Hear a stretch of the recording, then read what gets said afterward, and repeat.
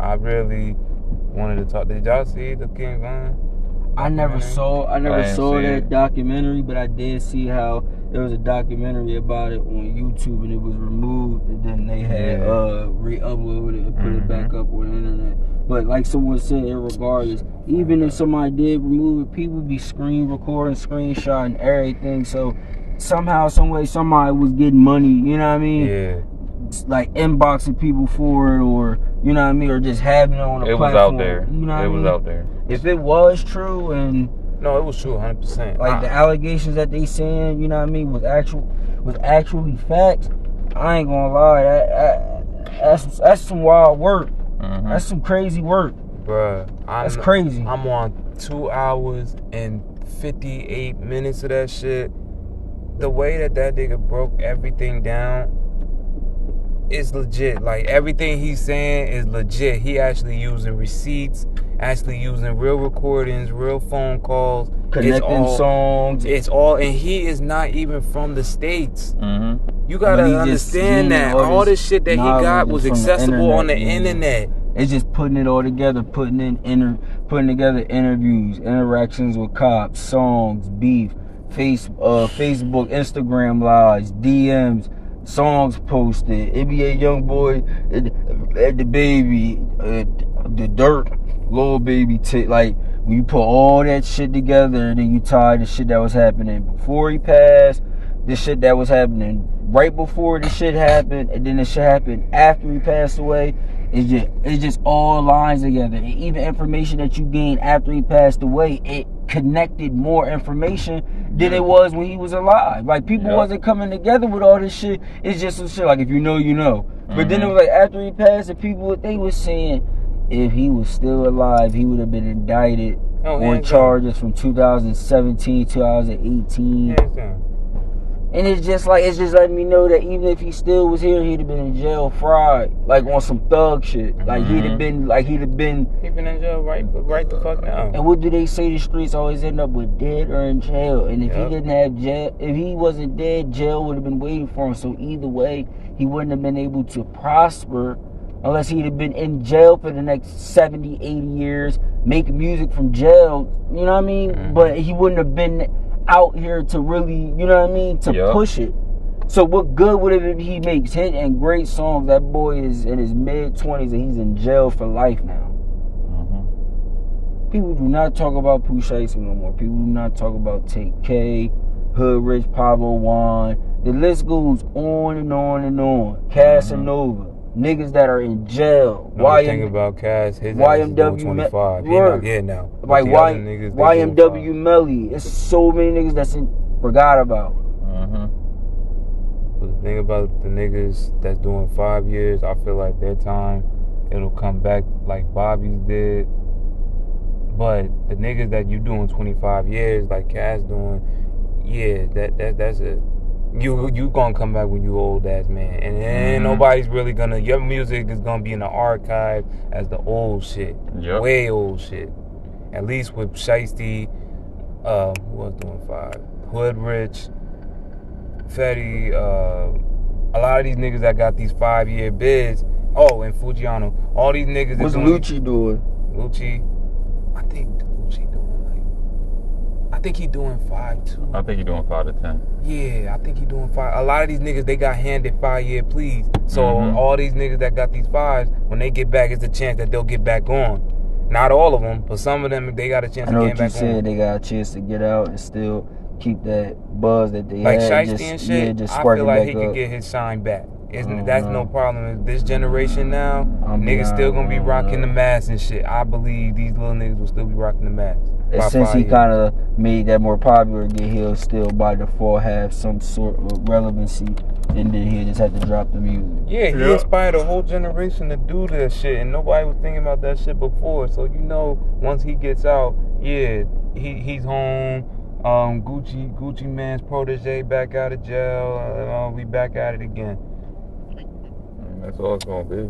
So, at the end of the day, and going back to the old King Von shit, it's just the fact that you tweeted about everything you did. Like, And it's factual. It's factual. You talked about everyone you ran down on. You dissed every person. Graham, you on social media tweets. Look, I'm telling you, bro. But for him to post all that shit on social media and really make the songs that he was making, broadcasting that shit the way he was broadcasting it, and really like self-snitching, and then like incorporating other niggas' names, and that was top tier snitching the way he was doing. And so then he Dirk, was asking for it. And then Dirk just be out here just on some shit like, I don't know, like Dirk was the one that was trying to be the superstar and shit, and he saw his homies and he tried to convert them into superstars with him, but it didn't work with him. He was too dead into the streets to really for that shit to work. But I understand that's your man. You grew up with him.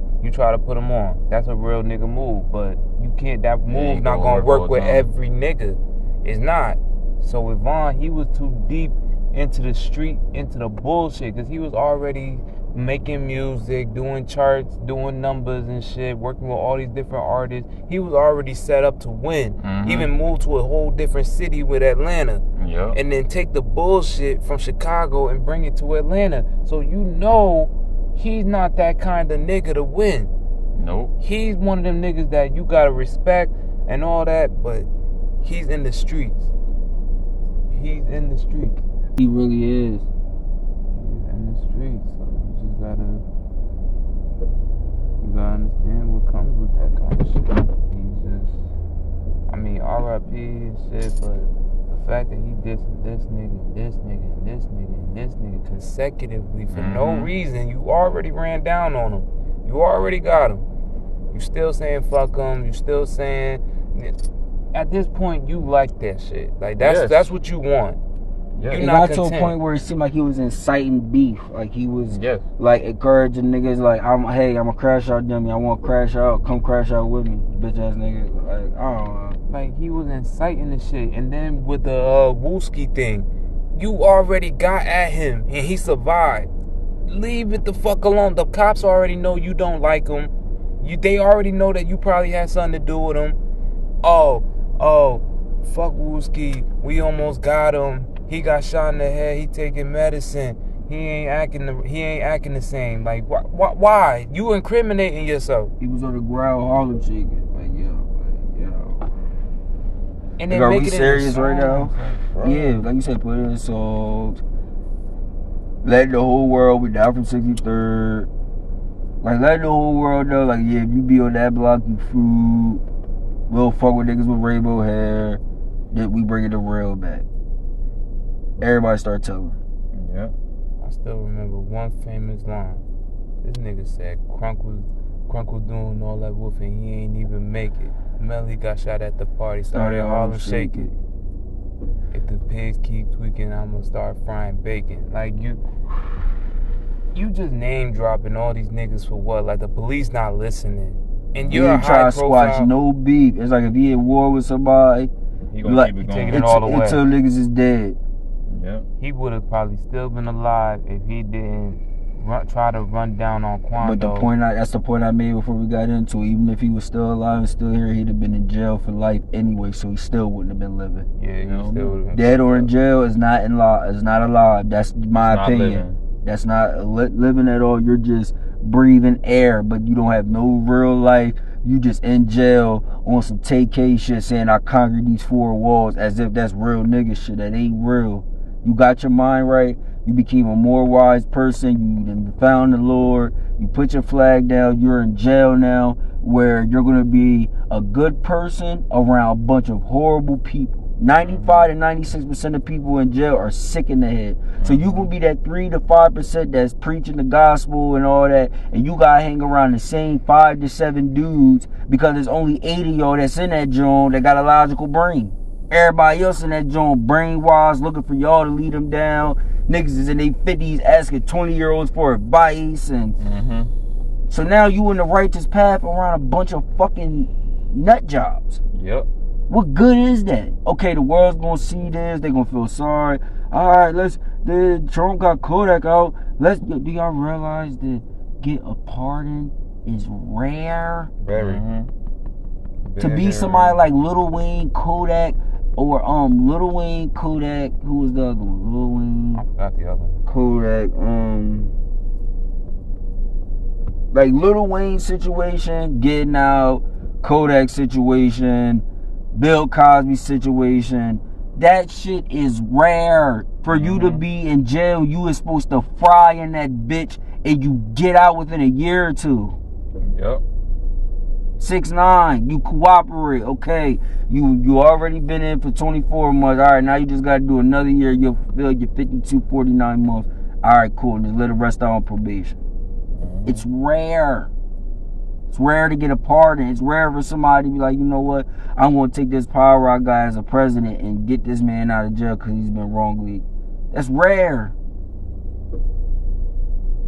People be making it seem like the president. Yeah, tell Trump to let the real niggas out. Tell him to let out Shiesty. Tell him to let out Thug. Tell him to just free all the real dudes. It don't happen like how that. Game go. It don't happen like that. That's not how that game go. Shit. When Kodak got that pardon, I was not surprised he got that fucking pardon. I'm like, that nigga finds his way out of any situation you think possible. A situation where any other nigga is going down, but him, he niggas be going to jail. finds a way. Niggas be going to jail with 60 million. They be telling motherfuckers, yo, I got 60 million bank account. Nigga, I'll give you 40. Get me out of jail. I'll make that money back. Just take the 40 bill. Take the 20 bill. Like, come on, y'all really give a fuck about my community. Y'all really give a fuck about what I really did for real. Y'all just know I'm a rapper, or y'all just know y'all just trying to make it. Y'all just trying to make an example out of me. You want the 40 mil, take it. So you'll take the 40 mil. It'd be down. I'll be down to 20 mil. Spend the 5 mil, get my car, my jewelry, and all my shit back, and then I'll just do a bunch of shows, and that's it. Niggas be knowing the system's rigged. Niggas be paying just a shitload of money, and them cops just be like, all right, that's gonna help me be able to take my family on vacation. I'll be able to get more vacation time, and I ain't gotta worry about this bullshit salary that I'm making from this job as a cop, knowing that it's not paying me. Like, people be knowing what's up. Being a cop to me is like being like a chick working at a diner or something. You working at the job not because of the money, but because of the tips. And as a cop, I feel like the cops be getting the tips. Like, you pull a nigga over, he got some work, you tell them you put the work in evidence, and you didn't. You just kept it. You found a nigga that had 3 liquor bottles and 2 ounces, and you just take it home. You know what I mean? You just take it home. Like, you don't put in evidence. You know what I mean? That's what I really feel as though cops be doing. I don't feel like they be taking all that shit. They find 5 pounds and told them that they found 3 because they knew that 3 pounds was enough. And let alone if it's like 2 or 3 cops that's at a situation, it'd only be them 2 or 3 that know. As long as they on the same recording, it was 3 pounds. Yeah, it was 3 pounds. 3 pounds. 3 pounds. 3 pounds. Cool. On some training day shit. That shit ain't no. That shit's not fake to me. It is crooked cops out here. Oh, hands down. 100%. What are cops? Cops are regular people that have a badge and a gun of honor. That's it. They're regular people. They're regular people. So you don't think a regular person is gonna pull somebody over, seize drugs, guns, cash, and be like, all right, I don't do drugs, so I don't need the drugs. I don't need none of the guns because I got plenty of them in my house, but they got 30,000 in cash. I'm gonna say it was 20. And pump it right back into the streets and make a profit. All right, they got 15,000 on them. Okay, I'm gonna say it was 7.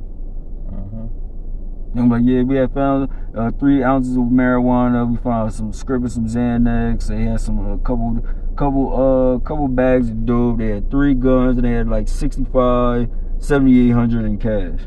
Whole time you didn't pocketed a gun, 2 bowls, and 10,000. They're not gonna know. Nope. All you could do is make a call to one of your regular pedestrian friends and have them ride by the situation. You throw the shit in their car and they just take off, and that's it. Yeah. Or if you know what I mean, that's if niggas was like, I ain't gonna put it in my car. Nah, like, it's so many ways these cops be going about shit.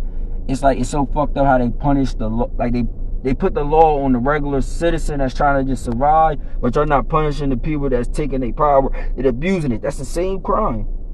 A nigga being broke trying to get $1 should be treated the same way as a motherfucker that has power and they're using their power to get ahead. It's the same shit.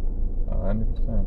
They're broke. They're trying to get $1, and they're trying to get $1 million out of 15 cents. They trying to make $1 out of 15 cents. And they trying to rub 2 nickels together and get magic. You got a man that knows he got power. He knows he has a gun. He knows he has a taser. He has a baton weapon. He has a radio to call more soldiers to back him up, and he still has all that power. That's not enough for him. He gonna use that power and abuse it. Talk to him. Cops really be out here driving, putting their lights on just to run red lights because they don't feel like sitting there. Like little shit like that is abusing your power. Sure. You don't have no reason to run that red light. There is no crime you need to get to. You're just using it because you know if you put your sirens on, it's gonna make it look like you need to go some. You have to go nowhere. And that'd be a sad part. You cops be out here driving and it's a car behind you and y'all is pulling over, letting the car go past so y'all could get behind them. Y'all can't do that. That's just a thrill for them. They having fun trying to make people sweat. That's all it is. Y'all park behind fucking bushes and sitting under bridges, park right on an angle to where that you can't see them until you're already driving passing them, hiding, looking for motherfucking speed and knowing that they gotta go to work at 5 in the morning. Knowing that they just got off of work at 6, 7 p.m. Y'all wanna sit right on the highway. Y'all wanna sit right in these cities and towns, right in the cut. Yep. I just don't understand, like, the purpose of people getting the joy out of other people's demise. And it's like the fact that people was glorifying Von and like, yeah, that dude really just might, and these are not my words. These are not my words. That dude really just might have been a serial killer. Yes. And we as the people just want to be so oblivious because I took that bitch to the O. Like I took her to the O and we just like, nah, like we never took it third. We took it like he got good. What's in front of you. Because dude was hands down a serial killer. The way bruh broke down in that documentary, if you say that he was just a product of his environment and he didn't mean what he did, then you're either brainwashed or you're just that damn dumb. Delusional. As hell. Just the shit that you choking that got Tuka killed, and then it got to the point where you hear it on the radio and they taking Tuka out as if we didn't hear that song 90,000 times. Tuka, Tuka, Tuka, Tuka, Tuka. This nigga had a weird obsession with killing. So at the end of the day, you got niggas like that's in the hood and shit. They just love killing, and a dude has the ability to watch a soul leave, to watch a life leave from a person, and still could go on and function and truly be happy, knowing he has double-digit murder counts on his soul. No conscience. Bruh, these niggas be using gangbanging and ops and all this other shit as a reason to go outside and go talking do this about shit. Niggas used to go on drills for fun. Niggas used to just wake up and just want to shoot and go pull up on niggas for fun. Young. Crash out dummies. You're waking up at 15, 16, 17 and be like, nah, I don't want to go get no bitches. I don't want to go roll up, see who in the town, see who in the city. I don't want to go to the beach. I want to wake up. Fuck school. I want to put the strap in my bag. I don't want no books. I want to really just go on a drill today. Like, that's what I feel like doing. Crash out dummy. Not even just a crash out dummy at that point. That's not a crash out dummy. If you're somebody that takes pleasure in watching somebody's blood leave their body, a crash out dummy is to me somebody that's doing that stuff. You're a demon. I don't give a fuck what you're saying. Like a crash out dummy to me is like somebody that's doing all that stuff and they just doing it because they don't give a fuck about themselves and he gives a fuck about himself. He cares about the people close to him. But he's like Zah saying, he gets a true joy and passion off of killing and hurting people. That is serial killer shit. It's like he really need to be on demon time just to get a hard on. Like that really help him. Help him get his rocks off, knowing that he just went on a drill and he didn't destroy somebody's family. Like he done took another son away from somebody's mom. Like the nigga used to be on Twitter talking about I need a body or like I need I'm to catch fiending a for a body. body. The same way a bad bitch should be like I'm fiending for a rich nigga. He is looking for the next victim. Like that's his next. You know what that is? That's like the Night Stalker shit. That's like that shit where them niggas in the 70s, 80s was pulling up on bitches, strangling them, having sex with them when they did. Like that freaky weird. Like they really getting a pleasure out of killing. Like this. Like he's like, yeah, I was trying to fight the urge, but I just couldn't help it. 42 days I went by and I just couldn't. 42. You made it seem like 42 days was so long from you catching a body. At least if the nigga said 42, like, yeah, last time I killed somebody, it was back when I was 27, but, you know, I'm 73 now, and I just got that urge at the 40, 50. I'd have been like, all right, at least y'all nigga, yeah, it was just 40 days, and it was just, like, bro, it was shit where niggas would go kill somebody. They can't last 2 days. Bro, it was so poor nigga would kill somebody. 2 hours later, no, not 2 hours later, 40 minutes later, drive up the road, kill somebody else. Yeah. 30 minutes later, go up the road, kill, and then he's at the third crime committing the act, and they just now getting the notification about the first crime, and then they put everything in sequence. They like, nah, he really just went, killed them, drove up 40 minutes up the road, picked this house, drove another 30 minutes up. Now I'm like, yo, these niggas just be catching bodies, and since there was no social media or no internet presence, it was like niggas to really catch bodies, and you would not find out until months and dumb long later. Yes. And I know what I'm about to say is probably gonna break the internet, but at the end of the day, at this point with Von, I would equate this nigga. He wasn't as bad as the person I'm about to say, but they're about the same line. Ted Bundy? Jeff Dahmer. Jeffrey Dahmer. Ooh. And I can explain that. Because I know people gonna be like, well, how can you compare Reason I would let you go, but the reason why I wouldn't take it that far is because Jeff was really in the crib, like making love to the skull, eating body. He had a true love. Okay. It ain't like Von was really sitting in there, like literally smoking niggas' ashes and, you know what I mean, spitting on niggas' graves. Probably was doing that. But Jeff was really doing like the weird shit, tying niggas up, making niggas watch movies and shit with the him. bodies and I can shit. picture Von dancing on people's graves. That's just really demon time. Yeah. Jeff was really truly sick, and he was in love with. He just had attachment issues. So when a motherfucker see how weird he is and they want to leave, it's like that's it. That's what triggered him. With Von, it's like it wasn't that serious. Any little shift, you can't even be trying to leave. You can. But be like, I'll go to the store quick, stab. But I'll give it to Zah. Von had a passion about that lifestyle. Yes. And if you really take time to, if you watch this documentary, and I suggest anybody go watch that fucking documentary. This nigga would stalk people. He would take time out his day to know how this person is moving, what spots they be at, who they know. Oh yeah, I know his baby mom, so now I'm about to go hit his baby mom. He now takes he really his time out. This nigga fucking went. He had to go meet up with his PO. He had ran down on a bitch, and then went to go to his CO like he didn't do nothing. Right. So if a nigga is like that, take an extra 20 minutes to deal with somebody in between seeing somebody who could essentially lock his ass up at any moment. He didn't care. He did not care. If you got it's like if he got away, that, if he got away with it, he was jaded and bubbly, and if he didn't get away with it, he was willing to sit down and go to jail and do his time. But since he was getting away with it, it encouraged him to keep going. Yeah, he was and a lot of times he was doing the time, but when he get back out, he was just so past the point. But he wasn't doing no real. He wasn't sitting down. He'll sit down for 7-8 months. That ain't nothing to Von. You gotta sit Von down for 20 minimum and make him do 15 to 18 out of that 20 for him to rehabilitate. Do I want to see Von go to jail? Fuck no. But I'm saying a nigga like him that truly gets passion, he gotta sit down for over a decade. Mm-hmm. He gotta do 10. He gotta do 10. You can't give him 10 years and make him do 5. He's gonna get out in 5 years and kill all the same niggas he was beefing with in 2020 and 2025. And that's literally what he said in one comment on Twitter. If it's 2050, I don't see Von being worried about no niggas from 2019. I don't. If it's 2027, he's gonna be worried about them niggas from 7-8 years. You gotta get that nigga time. I would not put it past for him to be that petty to be like, I'm gonna wait on the eye for 25 years. I don't give a fuck how old we get. You think he was that passionate about it? That nigga was really demon possessed. He was He'll go to jail for 25 years, change his life around, be wholesome, don't fight, don't do nothing, do his whole time, have good behavior, really reform, be a changed man, and get out of jail and crash out. That nigga had legal problems from 2014 to fucking 2020. Is Max B getting out of jail crashing out?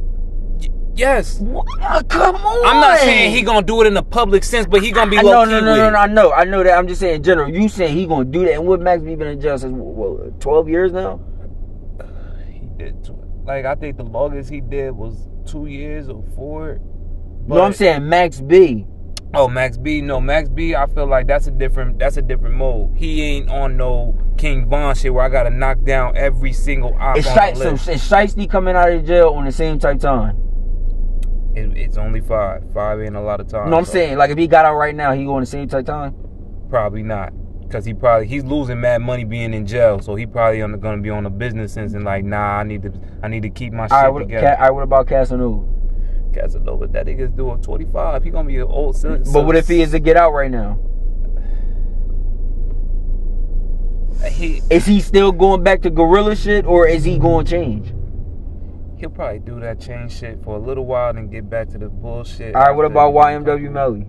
Him now. He needs to sit down. That nigga needs to understand he need to sit the fuck down, because they still didn't even go to trial yet, and it's been like fucking 5 years. Like when he get out of jail, he need to be out this joint looking like Floyd. Like not Floyd. He need to be out this joint looking like Flavor Flav. Like his shit, his dreads need to be going back. Like his hairline need to be pushed back. His dreads need to be gray. Yeah. And then you see that nigga, he done put on some weight. You know what I mean? He wears suits now. He's a Muslim.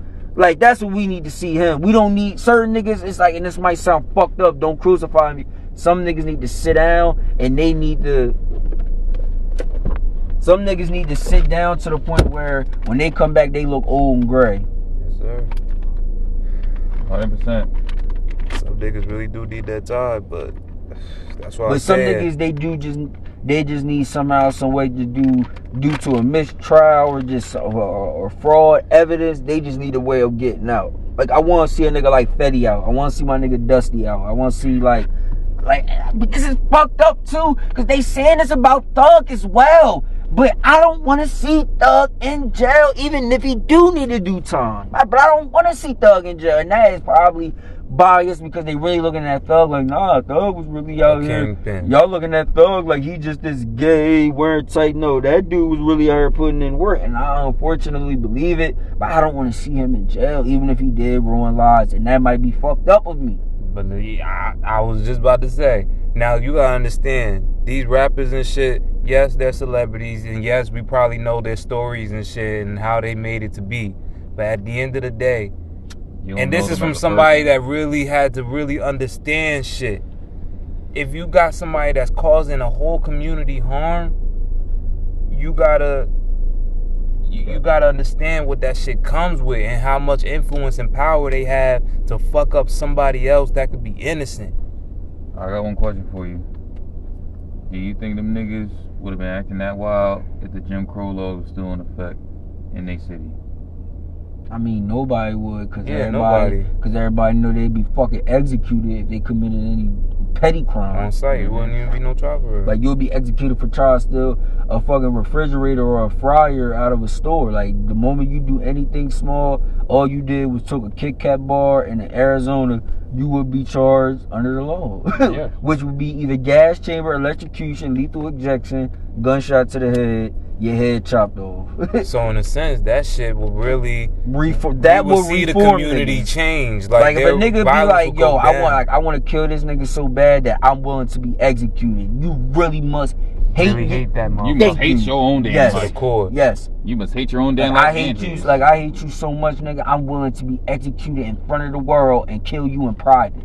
Right. Wild. You're killing him in private at nighttime, and you going to be executed broad daylight. Front of the world. Second that morning come, you gonna be on that tree. People really think that shit fake.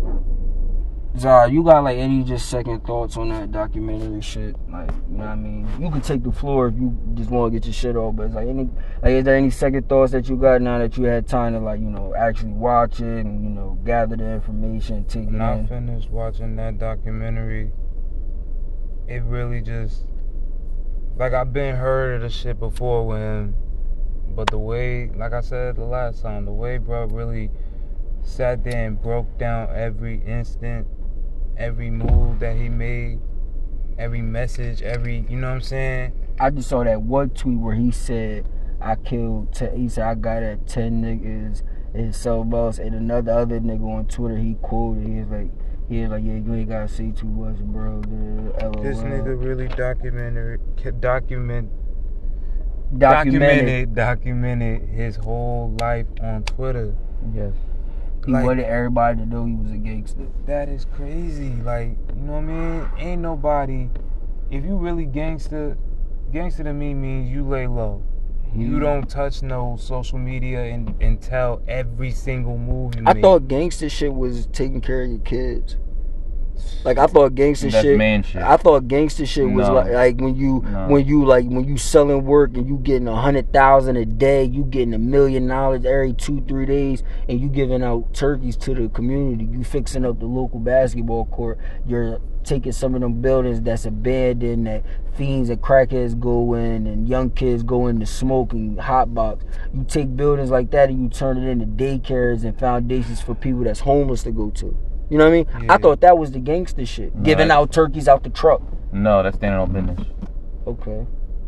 But so a lot of niggas, when they start getting bread for real, they start feeling like they need no brown and shit, and that they really that nigga, so they just worry about themselves. Like to be honest with you, bro, I feel like all three of us is more gangster than 80-90% of these niggas that claim it just because of how we move and what we do and what we represent. I was in a fucking vape store. Me and M was in the vape store, and the nigga just said I was gangster just because I wasn't scared to, try something new. Mm-hmm. So it's like, you don't always gotta fucking have a gun or beat somebody up or whatever to be gangster. That's just my opinion. Mm-hmm.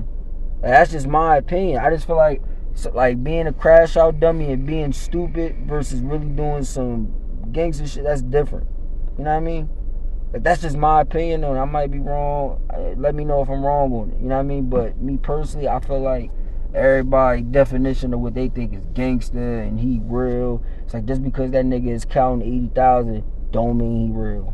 He's just the same weirdo with a lot of money now. You know what I mean? Yeah. He just got a lot of money. I'm gonna tell y'all what I think is real. Stand 10 toes down, and I literally live this and I believe this. I take care of what's mine. And when I say that, I mean it. I literally, if I consider you mine, if I consider you my brother, my sister, my family, I will make sure you is good. I literally give people my last on a fucking regular. And does it bite me in the ass sometimes? Yes. But do I know I'm getting blessings sooner? Yes.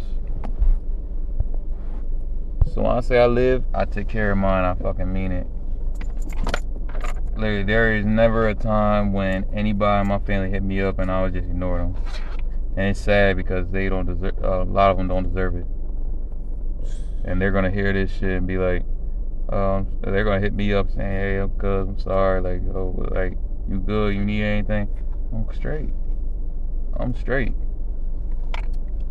I got my own crib, my own motion. I'm doing this with y'all right now. I'm cool. Yeah. Get into it. I get to it every day, all day.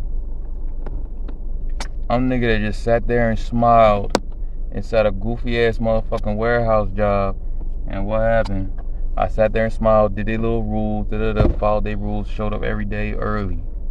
I'm gonna be honest. If it wasn't for that warehouse job, we wouldn't be on this platform right now. Yes. That warehouse job is the reason why me and you was already cool since forever, but it gave us that input to. I'm talking about after that job, the one I'm in now. Oh no, I know what you mean, but I'm just saying in general, like, if it wasn't for, us being at that job and then him coming to that job at the same time, we wouldn't even be recording right now. Hell no. So we wouldn't even know about Zahier. Yeah, so unfortunately, but yeah, if it wasn't for that mediocre ass job, we wouldn't even be on this platform. So unfortunately, I'm thankful that we was all working there at the same time and we all connected the way we did. Because niggas didn't have to be cool, you know what I mean? Like, we could have just, niggas could have just walked past each other, but when you see real niggas and, and the shit mutual and the shit real, you know what I mean? It just happens naturally and organically. Mm-hmm. And we was at that for real, like, we was at that job for a little minute, so, we had plenty of men and females come to that job and leave, come and leave, you know what I mean? Mm-hmm. But, he was the only one that we saw, like, you know what I mean? Like, nah, that we can vibe with and actually get up with. Right. Yeah. Like, I ain't gonna lie, I knew it from, probably, second or third day, like, me and him talked or whatever, and we was cool. I was like, nah, that's really bro. Because I used to, like, just tell him, like, nah, this manager or whatever, he gonna be weird. So just make sure you stay on your P's and Q's or whatever. And I only do that for motherfuckers I fuck with. I don't do that just for, you know what I mean? I do my own that thing. For me was genuine and shit. Cause like you said, you ain't really had to do shit. No, like I that. could have let you crash out and do your own thing, and you'd have got yelled. And anytime we was in any situation, I said, nah, bro, I ain't trying to play you out or nothing, but if you want to come do this or whatever, we can go do it. But just know, these motherfuckers is going to act real. Nah, bro, it's cool. Like, I don't give a fuck. Like, all right, I just don't want to be that nigga that going to make you feel that like... let you do what you want and not tell Thank about you. it. So I'm going to tell y'all this. I ain't gonna lie to you. I'm ignorant as fuck. I give you a week to see how we will vibe, to see how cool he was. And the fact that you stayed in that job longer than the other two that started with you, that already showed one. Number two, you saw me at an extremely goofy moment. I'm riding powered equipment, drunk off my ass. Dancing, singing, popping hella shit. And what did you do? You laughed and you ain't say shit to nobody else. Exactly. That's respect. Yes. Niggas was sitting there, literally, stroking the joint right next to him. You saw us when You wanna know what happened? You wanna know what happened? 25 minutes later, after that joint walked off and acted like she went to the bathroom, the joint that never worked at nothing, that little Spanish joint that was helping you press boxes. She go tell. That same day she gonna go tell. And what I do? Second that fat motherfucker walked up to me and said, hey, yo, you good? Like, you want something today? I said, hey, clean your pants before you talk to me, little boy. I'm litty. You ain't gonna talk to me spicy. Right. You ain't gonna talk to me on no goofy shit. And plus, I'm litty, and I'm already blunt and ignorant as the fuck it is. Right. Before we even got there, me and him running the whole damn building our damn selves, cleaning it up while these niggas fucking leave and go to fucking Wendy's for 3 hours. They come back. And that's crazy, I'm gonna let you go. We really was running that building. Yeah. You would have thought we was both the supervisor or the lead. They asked me if we was a couple times. But we wasn't, but we ran that building. We was there an hour before managers, like, staying there an hour. No. We was there an hour to an hour and a half before the managers and everybody else get there, and staying 4 to 6 hours after everybody leaving, being there on night shift for half the shift. Just think about that. We're staying for our whole shift. We're coming in an hour and a half before our shift start. And then we're staying on the clock and basically working till lunch for night shift. Yes. We ran that building. I can honestly say we ran that building for at least minimum 8 months. Yes. And when I say this, for a second I get on equipment and I show them I've been riding this shit for fucking years and I'm going dumb. I'm cleaning up the whole damn building. This man's on his lunch break. I'm letting him rock out. I said, I'll take the load while you go on lunch. I'm taking the load. I'm covering all 6 departments, clearing this shit out. And by 6 departments, bro, you know what we talking about. He's going to inbound. He's going to the middle 19. He's going to the dock area by the bathrooms. He's going to shipping. He's going to the LPN back there. Then you got to go get the boxes that's by where you're at currently now. Mm-hmm. And then that's not including the boxes when you're on your way there, where it be the 2 twins that's sitting there. Yeah. The boxes by the husky bull with the beard. Yep. That little area where they got the other equipment station. That whole building. Continue. I get a call on the radio saying, hey, it's getting full over in this area. Can you come check it out? These motherfuckers just came in the building. They ain't even look at no area. They ain't no shit. And this is this is what Arnez said. You told me to calm down. This is what Arnez said on the radio, and I quote, I am clearing the entire floor. I turned the radio off. Once you said that, I turned the radio off. Needed to. I felt the secondhand embarrassment. I was like, I don't want to hear that. Because what that means is like, yo, I've been on break for about 10, 15 minutes. 5. You was on break for 5 minutes. Because like you told me on the radio that, yo, I'm going on lunch right now. All right, cool. I'll handle it. And mind you, these the type of manager we had was they let everybody do what they want, but as soon as we go on break, that's when they want to come talk to us on our break. They want to come to our table and sit there and eat lunch, a table or two across when they had from lunch us. 2 hours ago. Yeah, so it's like, but they're willing to sit there to see how long it's going to take you to get back on that floor. Yes. Go ahead. So, after I say that, 3, of the managers walked up to me, and I don't give a fuck. You got Malik, you got Dennis, and you got Mike. Right. Walked up to 19 when I got 2 big boxes on top of 2 metal Gaylords full of shit, and I'm still crushing shit up and throwing it in there. I'm doing layups drills all through. And what they talking? It was like, hey man, you ain't had to say that on the radio. Like Oh that, no, man. they didn't. They did not. He's wild. They gonna go with me like that. I looked at the biggest one there. I looked dead at Dennis in his face. I was like, is you gonna bother me right now? Or you gonna let me finish the goddamn job? He tapped Malik. I said, I want him out of here. I look at Malik and Mike. No, he did. No, he did. Yes, he did. That man wanted me out of here since the get-go. That man wanted me out there since the fucking beginning. You know what I'm saying? Since he learned my fucking name, he wanted me out of there. With you telling me that, it makes sense why he did take the 15 hours overtime off. Out of my check, yes. It did put his initials to verify with him. See, if I would have known that at that time, I'd have been like, that's why he don't fuck with you. But no. I didn't know that at that time. I just knew that once you did that. So he said that. And he told me, Leah said, yeah, I want it. So what happened after that? Because mind you sitting at the end of 19 at the stop sign, right? Middle. I had 6 more Galos to do. And they're still filling more up, or they not, or it was like they was done. Nah. The picker saw my fucking face, and they walked up. It. No, they walked up to the 6 that are still full, and they're putting them in there instead of the ones I cleared. Oh, respectfully. Okay, that's respectfully. Yes. Because they like, we're not going to just touch them knowing that we just saw them switch it out clear, but we're just going to put them near the ones that's already full and just push them down. I'd rather them pile up around it instead of going anywhere near the ones I just cleared, butt naked empty. And that was the reason, I ain't gonna lie, that situation, that was the reason why 19 became inside, because they was tired of seeing how full it was. Niggas couldn't handle it.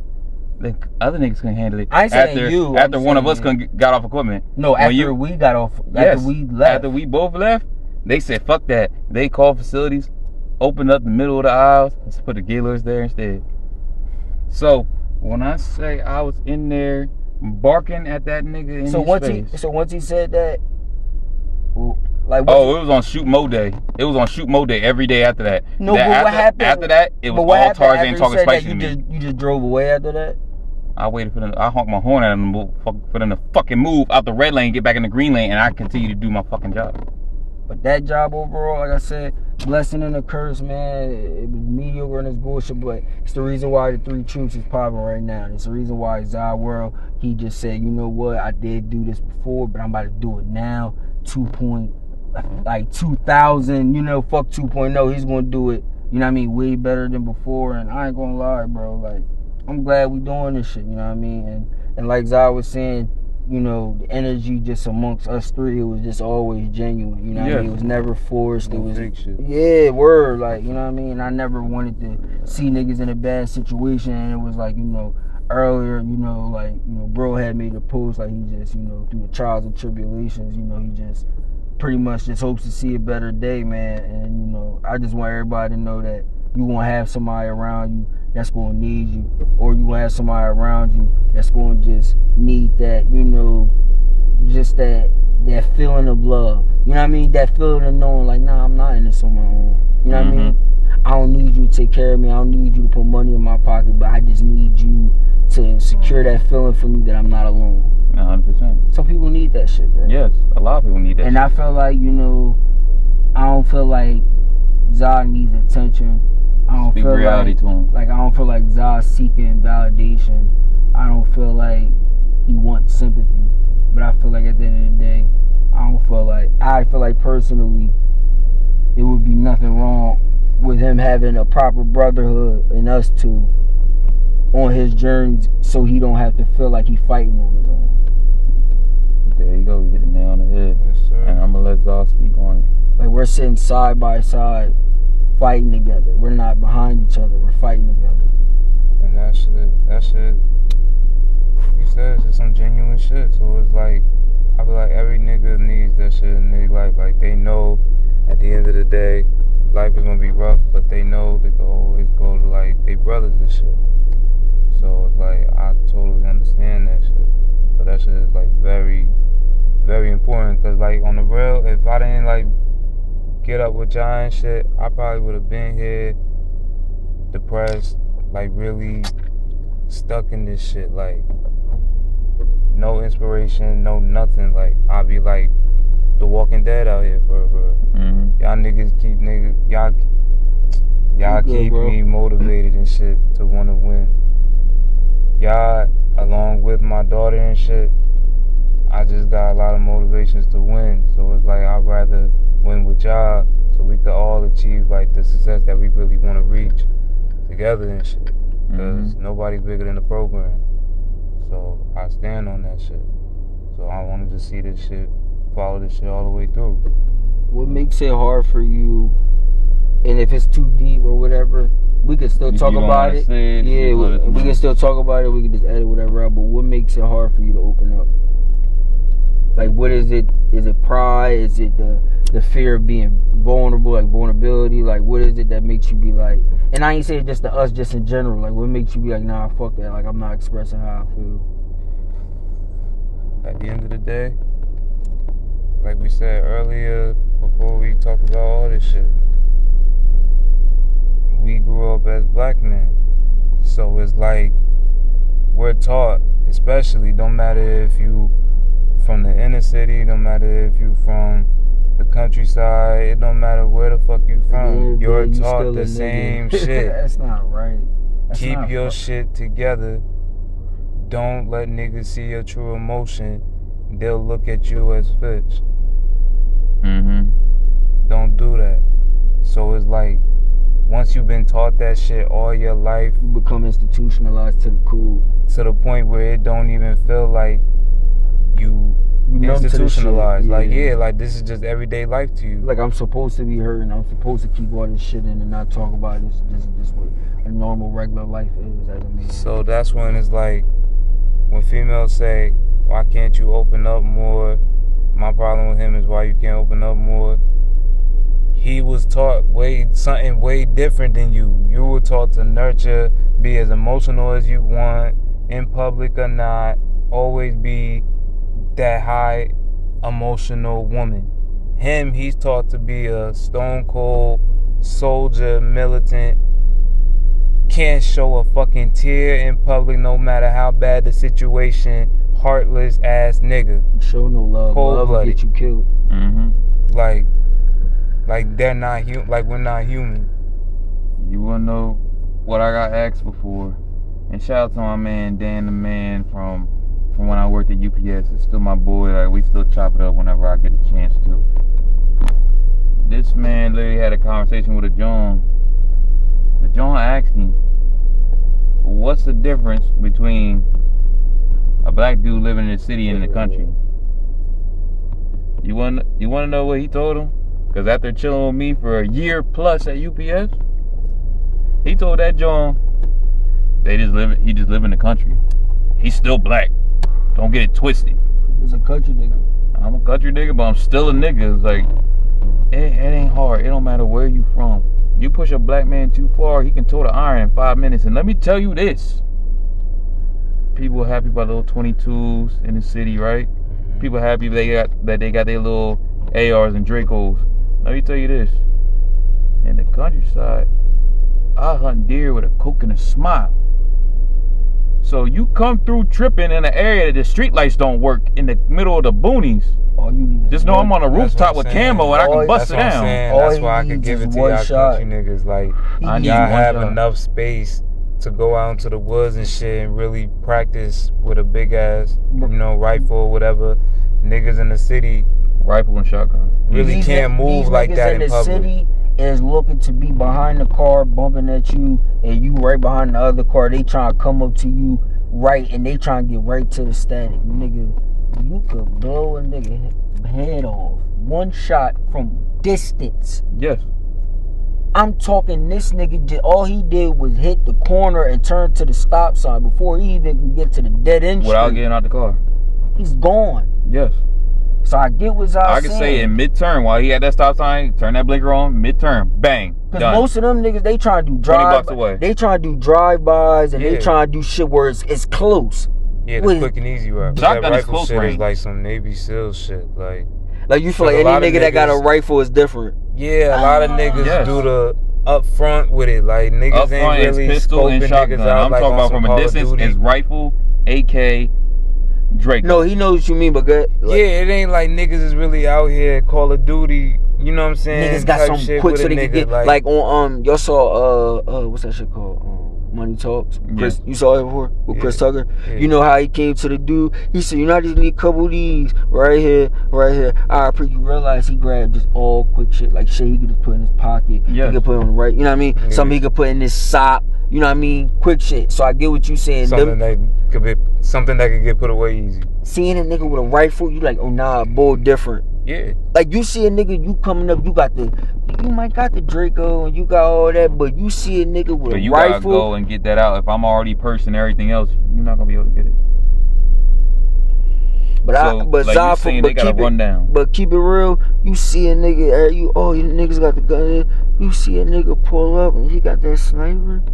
I ain't gonna say you gonna be scared, but I know you gonna look at him different than you would if that nigga just had a 38 or something in his hand. You be like, oh nah, we could take him. Nigga, if I see you with a whole rifle and shit, And he get behind the car. I'm keeping my eyes on you the whole time.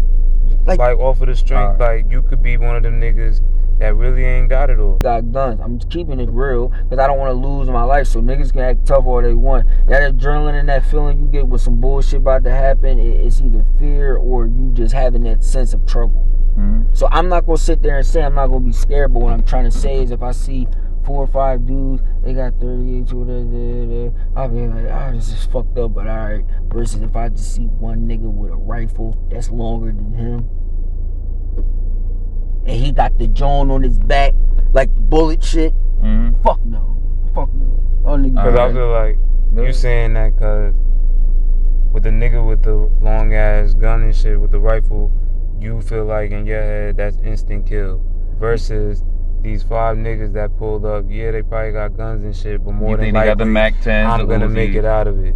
Yes, It's a chance. It's a chance that I might not, but at the same time, it's a good ass chance. It's a 50-50 chance that I'm gonna make it out of here. I'm gonna go to goofy nigga. Like, you crazy, man? We gonna just run up on. If y'all run up on him close, and y'all like really close to each other, he has the ability to literally send one shot through at least 2 of y'all. Mm-hmm. I don't think, like, this is my opinion. I don't think with 5 of y'all pulling up to a nigga with a rifle, once he hit one of y'all in the head, and you see your man's on the ground, and you know it ain't no, it ain't no he done. Like it ain't no like we can help him. You zigzag. I'm talking like he got a clear shot, fuck right through the head. Pow, he dead. He done. Mm-hmm. Do you think that them other 4 niggas is gonna be like, yeah, we about to go run and charge him? No, they folding, they're running. That's my point. Mm-hmm. All people looking at it, well, it's 5 on 1. I'm looking at it like this. All he got to do is hit one shot. Mm-hmm. If he hits that 1 of 1, mm-hmm. them 4 other niggas gonna have to realize, like, yo, damn, he hit me once, I'm done. Bro, I can get shot in my shoulder 2-3 times. I'll be cool. My shit just gonna be fucked up. You know what I mean? Yeah. You get hit with one of them, I don't care if you got hit in the chest, the leg, your fucking ear. If they hit you in your ankle, you ain't gonna be able to walk. Mm-hmm. If he hit you in your chest, you gonna be laid back. I feel like he said, them niggas come with all that. I'm like, as long as they ain't got no cop killer bullets or no hollow tips, I can eat 2 or 3. But once it get to 4 or 5, you know what I mean? Mm-hmm. It's over that. Like once it gets to the point where I can't hold the gun up and you know what I mean, I know this ain't no movie shit. Off of adrenaline or whatever, I could take a little bullshit chip shot. I just can't take nothing straight up direct. No. It gotta be somewhere I'm trying to duck behind the car and your they lung, hit me in your the heart, ricochet. You know what I mean? Type shit. Your lung and your heart is all right here. That's done. One person is going to be done. One person is going to be 1 out of 4. Yes. That be like how he's saying Von type. He's really like that. Mm-hmm. So it ain't like he just talking and he all. No, he's like he's the shooter. Go ahead. Now let me tell you this. He's going to charge that black car. Right? You feel me? Mm-hmm. He's going to charge that black truck at full speed. And that dude is he's going to hear that. And all it's gonna happen is gonna be just that one echo. And his ass gonna fall right in the middle of the street. Crib, right? Yeah. Surrounded by woods. You got one house on your right. Right. You wanna know what's in that house? Ex-Marine. Next house. I told you it was a correction officer, right? Yeah. Ex-Navy SEAL. Right. The blue house right across the street. Ex-Air Force. So when they see me on the roof, they get on the roof and say, what's going on? And all I'm gonna do is have the rifle and I'm gonna point down the road. And what's gonna happen? I got 1, 2. Guess what? Those 3 houses are radio in. Oh, shit. Boom. I already told you about this. One time I went to AC, I was chilling. Dude wanted to talk greasy. He said, I'm gonna pull up to where you stay at. What did I tell you happened? They came through there in a beat up hoopty. I'm surprised y'all made it that far. Number 1. Number 2, there ain't no street lights where I'm at. The only street light is this blinking one and right in my grandma's driveway. So for you to even see any light, you gotta come close. As soon as you turn on that street, it says dead end. Yes. Like, it's letting you know, like, once you go up, it's like you're literally, like, basically trespassing down there. Yes. They turn on that street. No lights, no nothing. Second they got past the first house. You wanna know what happened?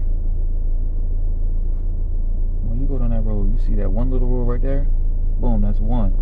Get up closer. You know the stop sign in the middle? Yeah. That one curve road, my grown road, and the hill. Ford F-150's high beams on 2.5 seconds. And they tried to back up. 2 of them right behind them.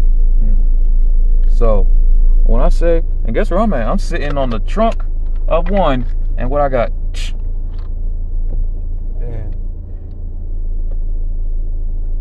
Yeah, you already know there's always one crash out dummy in a group. One got out. And this is all that happened. Corrections officer, who was ex-Navy SEAL, walks up to the car and said, what y'all doing out here? The boy got out the car trying to be tough. When I tell you, this man is 6'2".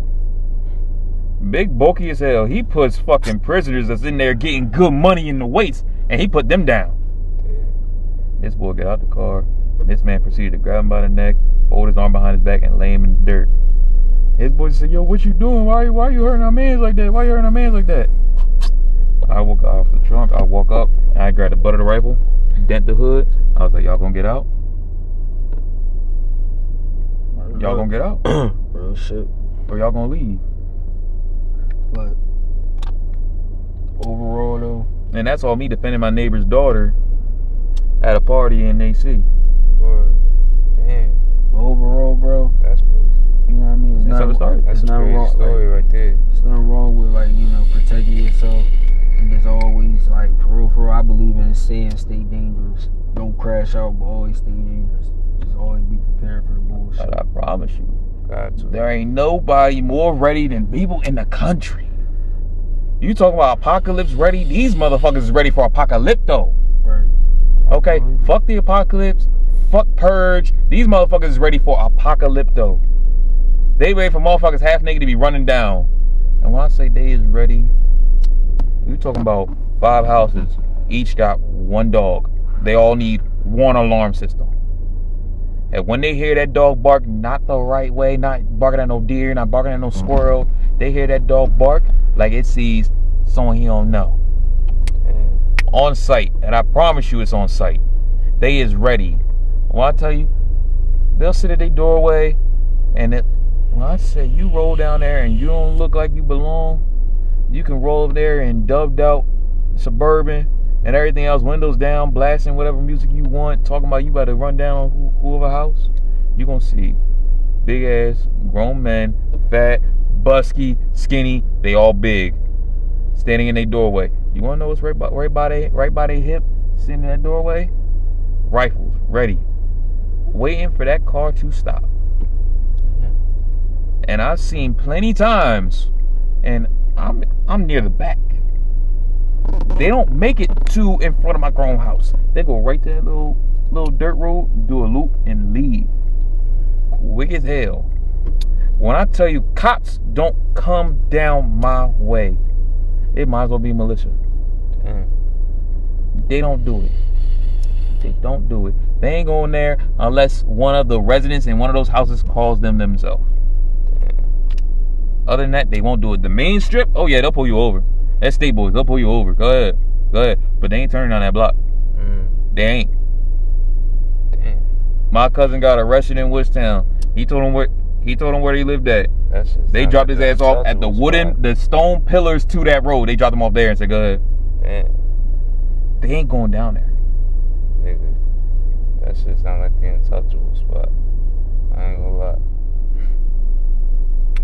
And that's why Like, I literally say, if shit pop off, I'm going back there and I'm going on the roof. 2.5. You be a dumbass for going. Shit. And literally, it's so set up that I can literally walk over and jump onto the garage roof and just sit there and perch up and catch anybody coming up from the sneak tip.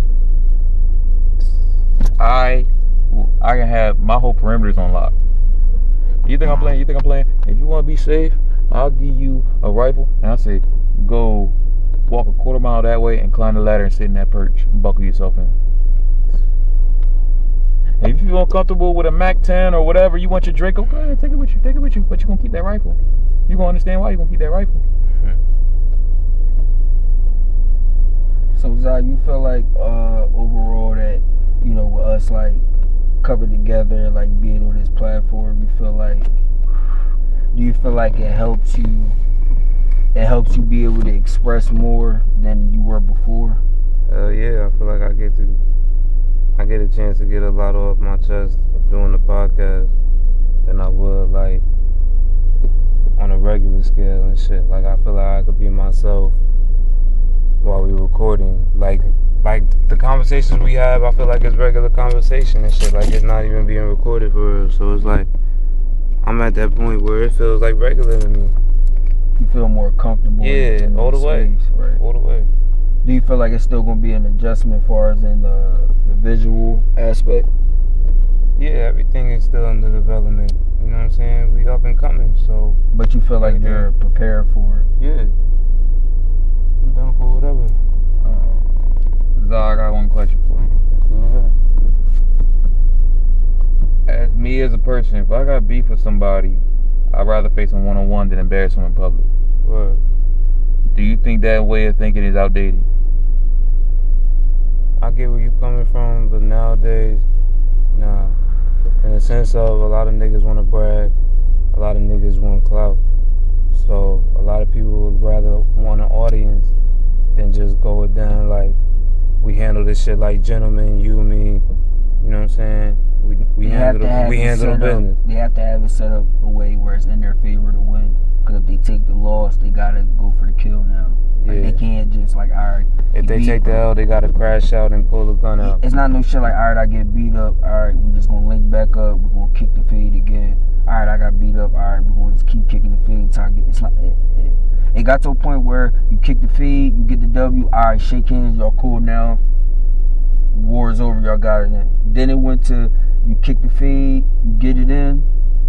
And then the nigga be like, nah, fuck that. We gonna fight every time. And he keep getting beat up. And then he finally get his win. And then it's over. Then it got to a point where you kick the fade, beat the nigga up. Now he's popping the trunk and he's killing you because you embarrassed him in front of bitches and his baby mom and his girl and that. So it's like the code just kept switching. It changed to the point where that mindset of, all right, we gonna kick the one-on-one. We gonna kick the...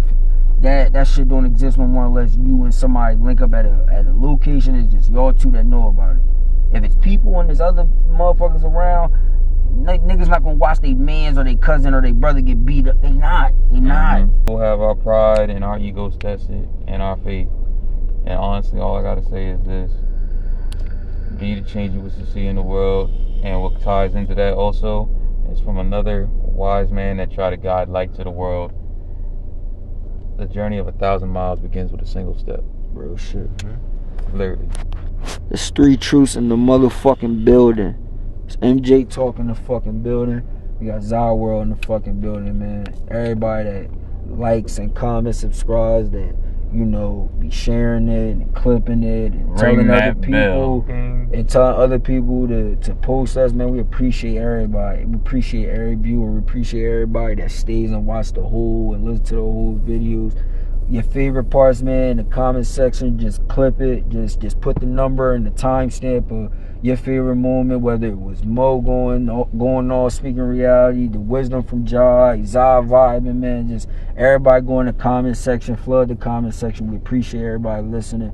It's another day vibing with Three Truths, man. We really going up, man. Like, it's early, it's April, and we already experiencing 85, 90 degree weather, man. So this summer, man, it's gonna be a lot in store for you guys. We got a lot of content on the way, a lot of business moves on the way. We're gonna be on every social media platform going into the summer. We will be on TikTok, we will be on Snapchat, Facebook, Twitter.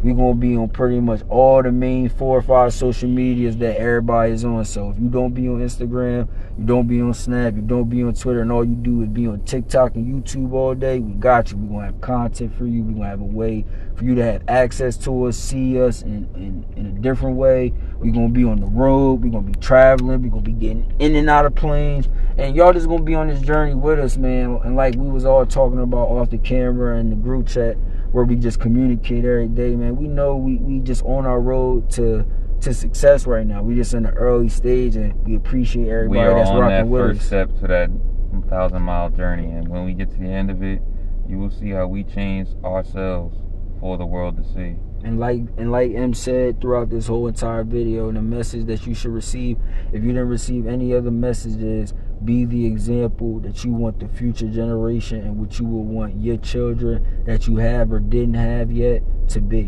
Whatever life you will want your child to be in when they're an adult, how you will want life to be as they grow up and be an adult and be a young child trying to figure out life, the way you want the world to be set up, you have to be that example. If you want the world to not do drugs, to put the guns down, to be more positive, to start your own business, to have generational wealth so other people in your family could get that piece of that wealth, but they could work for it, that's the end goal. And if you're not going to be that example, you know what I mean, don't sit out here and preach that you want the world to be different. I personally encourage people to do things that's going to uplift them, because I want to put that positive energy into the world. And I feel like all 3 of us has 3 different perspectives and 3 different truths that we all live by. So it comes with a different variety of ways for someone to understand it. Somebody might not be able to take the information in the way I explain it. They might not be able to take it in the way Mo explained it. But they might hear Zah and they be like, nah, I know exactly what he's saying. I'm from the same hood he from, or I'm from a hood that's similar to where he been from. He been in the trenches. I can relate to what he's saying. Or I can relate to what Jay's saying. Or I can relate to Mo life and his situations, because I deal with that. I'm going to say this right now, and honestly, to get to that change and everything else, like I said, this is why it ties into each other. The journey of 1,000 miles begins with a single step. And when I tell you, each step is you walking on broken glass, flaming hot coals, spikes. You're on a road strip popping your tires. You got to move on to get to that change. Nothing comes easy. Nothing that is worth change is easy. Everybody stay tuned to more and more and more clips, reels, shorts of Three Truths. More content is on the way. We got over 20 videos in the stash recorded along with videos that we recording 3 to 4 days a week, man. So everybody stay tuned for that. We got MJ Talk on the way. Stay tuned for that. Everybody go on Zahier World Daily Reaction. You will always get new content on that video on that channel every day. Weekly, you're gonna get minimum of 4 to 5, and some weeks you might get 7 or 8 videos in a week. You never 100%. Know. You might get 2 videos in a day. You just gotta tune in, stay engaged into the community, stay active in the comment section, keep that notification bell on, and you gonna know everything that's going on, man. But we appreciate everybody, man. Everybody stay blessed. We love all y'all. We wouldn't be here without y'all, man. It's the Three Truths. Zigga Zah, take us out. We out. Peace.